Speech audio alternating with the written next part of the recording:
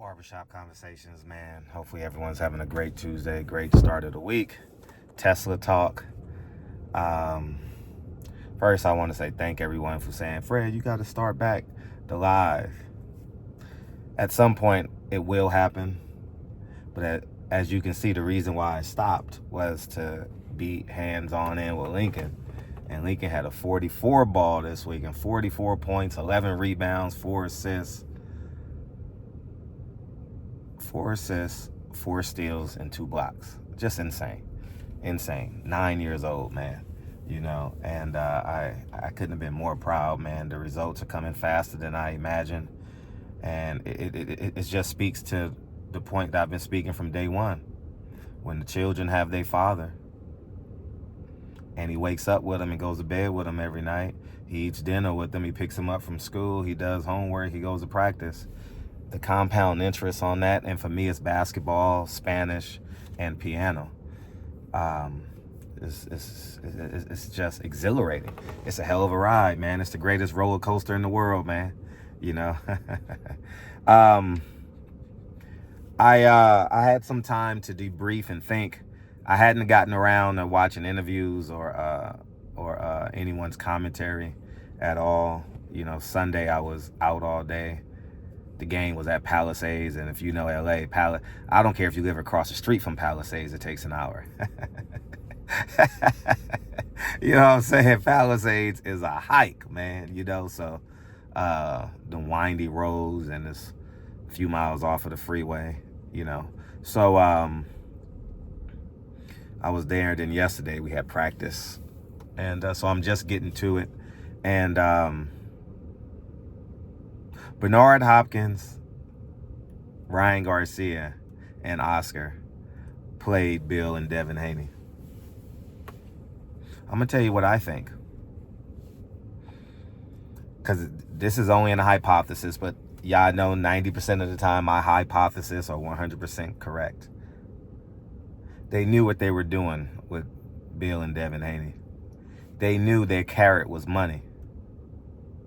They knew that they like tangible things, shiny things, right? And so we can have comparative analysis. I'm not comparing myself to them. I'm just comparing myself to how people know me in boxing. People know me in boxing. You can't trick me with free food. 90% of the media are influenced by free sandwiches. I ain't lying. I swear. No. I ain't got enough money to eat. I got to eat. I got to go in this media room and get these free 2 meals, Hey, you should hear the media when they find out there's food in the media room. Oh, man, it's amazing. And moreover than that, I wasn't easily influenced. You couldn't influence me with a free ticket. I get free tickets with any promotional company in the world at this point. In the world. You can't influence me with free hotel rooms, none of that. If you know me, Fred is a payer. Because I don't want no one having control or power over me and saying, Fred owes me a favor. I've always been that way. Thank God wired me this way or helped me build up the disciplines. I don't ask for nothing free. I'll tell you a great story.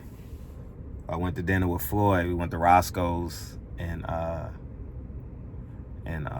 Hollywood. Went to Roscoe's in Hollywood years ago. This is years ago. And I was gonna pay for my meal. Sam snatched the money out my hand. True story. Like I don't care that he's paying for 40 other people. He said, don't do that. And I forget what happened with the money, but Sam snatched it out of my hand because I was just going to, And with that being said, when they feel they can't influence you, they're gonna ostracize you. They're gonna call you crazy. I'm not comparing myself to Malcolm X. I'm giving you the example. Malcolm X was independent. Martin Luther King was dependent upon government and the assets that the government and America can afford him. Trinkets like Nobel Peace Prize and all that. So they knew they had Devin Haney on the hook because he likes trinkets. He likes cars. He has to have $1 million worth of jewelry on him. You know what I mean? When integrity and bloodline is your only passageway to ascension, it's hard for people to deal with you. You know, I'm a living testament to that. And I think they played their hand, you know, and Bernard Hopkins obliged them. They got the contract signed. It's like me in real estate, right? I will lock up a property just to negotiate. So let's say there's a $5 million property. I'll lock it up. I'll lock it up. And I'll make it go for however long I need to see if they'll bend. It's just business 101, you know? And as I'm locking it up, I'll have one of my friends call in and say, hey, I'll have 3 or 4 of my friends call the owner, not the agent, call the owner and say, hey, so if it's for $5 million, I'll have 3 or 4 people call and say, hey, I'll give you 4.1 for that. And then they're going to psychologically think that their property isn't worth that much. And then they'll take my 4 or 5. Like Michael Jordan at the Garden, right? On his comeback 3rd game at the Garden, double nickel, right? Anyways, man, y'all need to save this. Y'all need to save that. All right. Y'all need to save it. Save what I just said. And because you're only as good as you can negotiate. I'm a great negotiator. You know, I've always been a great negotiator.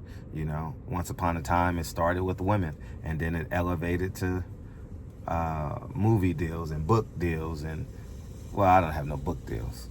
I had a book deal. Movie deal. I never had a movie deal, but I love negotiating with them, you know.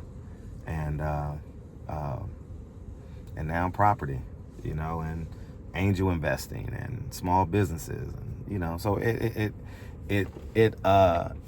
takes a life of its own if you build it into a discipline, right? Everything can be turned into a positive discipline at some point, right? And I think they got them. And the dummy's gonna say, oh, they got 1.5. They got 1.5 million. I thought that too. Remember my video?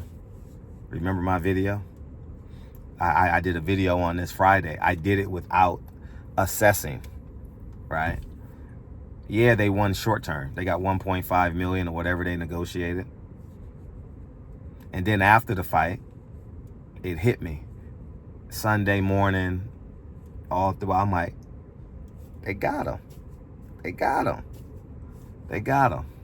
And that's the whole play. You know, he got him with a competitive advantage. You know, they got him in the contract. 140, the week of the fight, they know he ain't going to make weight, but you still going along with it. Oh, you know how we can keep him in it? I will give him 1% more and $1 million. Meanwhile, Ryan Garcia is going to become a star. He'll get all that back in cyber currency, eyeball currency, media currency, financial currency. You know, meanwhile, Devin Haney is on the opposite side because there's memes going crazy about Devin Haney, you know. And this goes to show you that, you know, no matter how good you are, how bad you are, you have a weakness. And this is why you got to cross-reference. This is why God say get married. This is why God say have kids. Because if you have kids and you have family, then the baseline of your success, the baseline of anything that you should take has to benefit that, has to fortify in it and make that foundation stronger, which is family. You get it? And that's the position that I'm in. I would be leery of signing any contract now. As a matter of fact, I would argue I wouldn't sign any contract with anybody right now. I don't think you can hire me. I say think because, you know, God willing, I got much longer to live, you know, so that's what I'm saying. So, but at the end of the day, they got him. They got him. And he'll live and learn. So anyways, man, y'all have a great day. Barbershop Conversations. I'll come back with more. But like I said, I didn't know either. I didn't know. My impulse was like, they're gonna win, but when you watch the results of the fight, you realize it was all a play. He had no intentions of making weight, and that was a Bernard Hopkins, Oscar De La Hoya, and Ryan Garcia plan. You know, even what's the guy's name? Derek James knew. But that's the art of war. Don't get mad at Derek James.